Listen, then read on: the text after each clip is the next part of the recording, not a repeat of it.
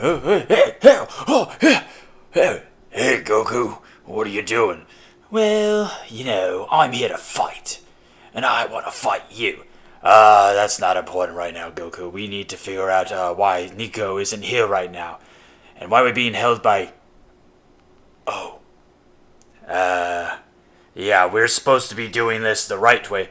Well, I want to fight people, and I want to get stronger, and I don't care about my kid going to school, so I want to fight you.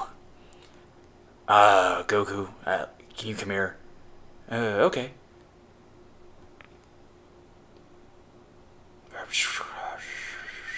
Oh my god, you... Oh, I'm not done yet. Oh, really?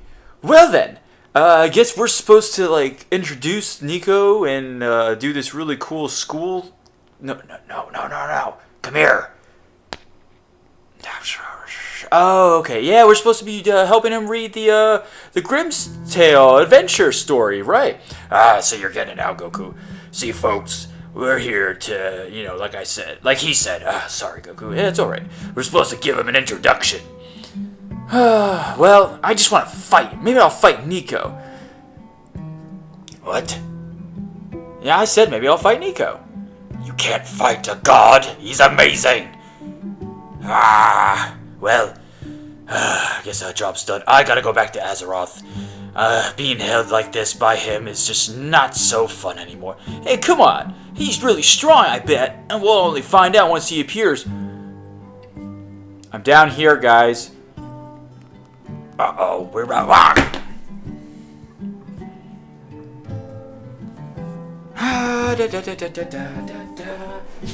Oh, hey, yeah, I've been down there the whole time. Nothing's... Wow, that just ruined the imagination, didn't it? I wonder what did that.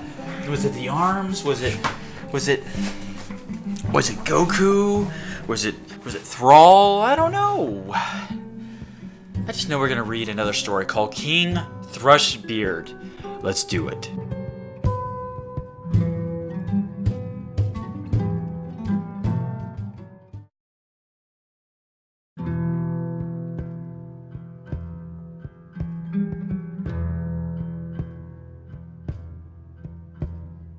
A king had a daughter who was beautiful beyond all measure, but so proud and haughty withal that no suitor was good enough for her. She sent away one after the other, and ridiculed them as well.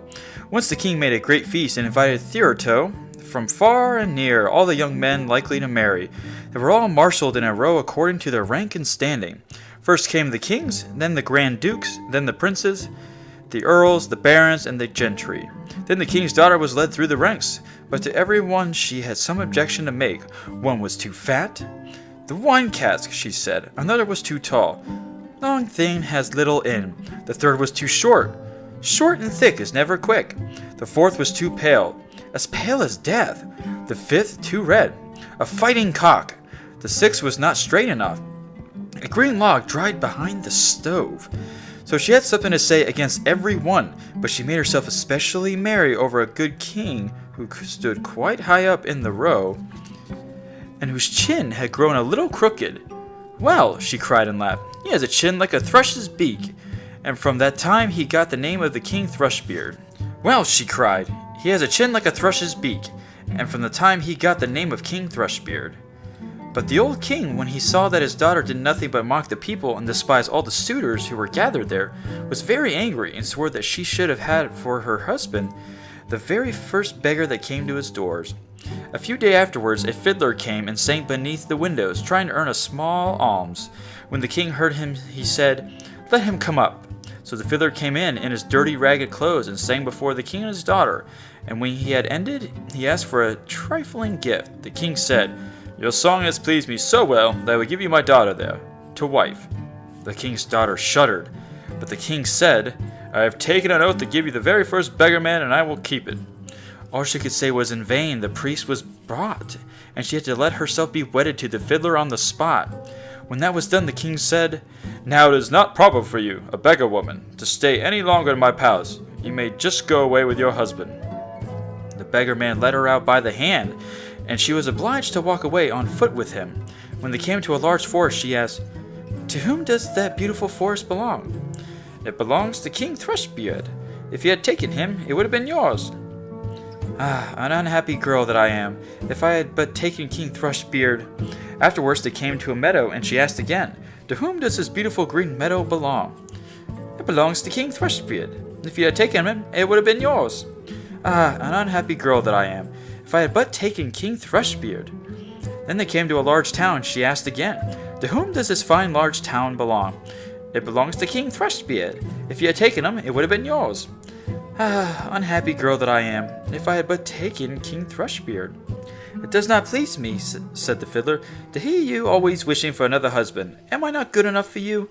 At last they came to a very little hut, and she said, Oh goodness, what a small house! To whom does this miserable mean hovel belong? The fiddler answered, This is my house, and yours. How should we live together? She had to stoop in order to go in at the low door. Where are the servants? Said the king's daughter. What servants? Answered the beggar man. You must yourself do what you wish you have done. To make a fire at once, and set on water to cook my supper. I am quite tired. But the king's daughter knew nothing about lighting fires or cooking, and the beggar man had to lend a hand himself to get anything fairly done. When they had finished their scanty meal, they went to bed, but he forced her to get up quite early in the morning in order to look after the house. For a few days they lived in this way as well as might be, and came to the end of all their provisions. Then the man said, Wife, we cannot go on any longer eating and drinking here and earning nothing. You must weave baskets. He went out, cut some willows, and brought them home. Then she began to weave, but the tough willows wounded her delicate hands. I see that this will not do, said the man. You had better spin. Perhaps you can do that better. She sat down and tried to spin, but the hard thread soon cut her soft fingers so that the blood ran down. See, said the man, you are fit for no sort of work.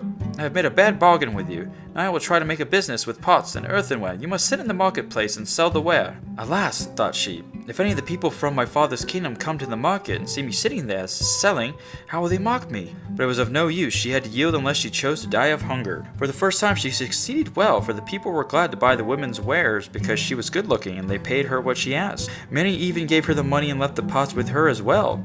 So they lived on what she had earned as long as it lasted. Then the husband bought a whole lot of new crockery. With this she sat down at the corner of the marketplace and set it out round and about her ready for sale. But suddenly there came a drunken hussar galloping along, and he rode right amongst the pots so that they were all broken into 1,000 bits. She began to weep and did not know what to do for fear. Alas, what will happen to me? Cried she. What will my husband say to this? She ran home and told him of the misfortune.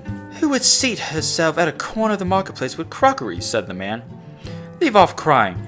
I see very well that you cannot do ordinary work, so I have been to our king's palace and have asked whether they can not find a place for a kitchen maid, and they have promised me to take you, and that way you will get your food for nothing. The king's daughter was now a kitchen maid, and he had to be at the cook's beck and call and do the dirtiest work.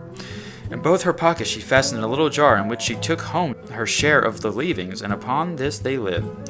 It happened that the wedding of the king's eldest son was to be celebrated, so the poor woman went up and placed herself by the door of the hall to look on. When all the candles were lit, each more beautiful than the other, entered, and all was full of pomp and splendor. She thought of her lot with a sad heart, and cursed the pride and haughtiness, which had humbled her and brought her to great poverty. The smell of the delicious dishes which were being taken in and out reached her, and now and then the servants threw her a few morsels of them. Then she put in her jars to take home. All at once the king's son entered, clothed in velvet and silk, with gold chains about his neck. And when he saw the beautiful woman standing by the door, he seized her by the hand and would have danced with her. But she refused and shrank with fear, for she saw that it was King Thrushbeard, her suitor, whom she had driven away with scorn. Her struggles were of no avail. He drew her into the hall, but the string by which her pockets were hung broke. The pots fell down, the soup ran out, and the scraps were scattered all about. And when the people saw it, there arose general laughter and derision, and she was so ashamed that she would rather have been 1,000 fathoms below the ground. She sprang to the door and would have run away, but on the stairs a man caught her and brought her back, and when she looked at him, it was King Thrushbeard again. He said to her kindly, Do not be afraid. I and the fiddler who have been living with you in the wretched hovel are one. For love of you I disguised myself, and I also was the hussar who rode in through your crockery. This was all done to humble your proud spirit, and to punish you for your insolence, which you have mocked me. Then she wept bitterly and said, I have done great wrong, and I am not worthy to be your wife. But he said, Be comforted, the evil days are past, now we will celebrate our wedding. Then the maids in waiting came and put on her the most splendid clothing, and her father and his whole court came and wished her happiness in her marriage with King Thrushbeard, and the joy now began in earnest. I wish you and I have been there too. Wow, she really got it. Really. She paid for it. Let's just say that. She had karma, which led to her dealing with the bitch. That's amazing. That's good stuff, you know? I'm happy that she's happy. So, what do you say, Thrall? What do you say, Goku? You can't say anything. Okay. I hope you guys enjoyed another tale from the Grimm's library. Now, the next time, maybe I'll have some actual good puppeteers that can, like, do something different. I don't know. All I know is that I can't wait to